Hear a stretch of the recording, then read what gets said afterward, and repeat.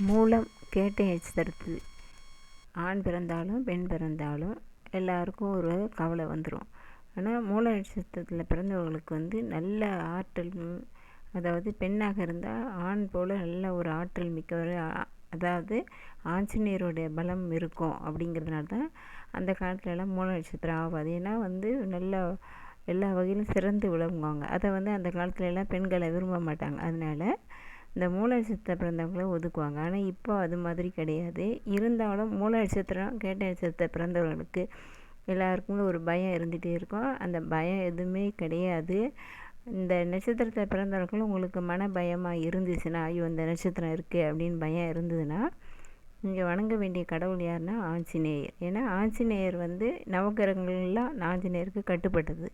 அதனால் ஆஞ்சநேயரை வழிபட சனிக்கிழமை ஆஞ்சநேயர் வழிபட அவங்களுக்கு இந்த மனபயம் பொங்கி எல்லாமே பொதுவாகவே தடைகள் எதுவும் இருக்காது, நல்லா தான் இருப்பாங்க.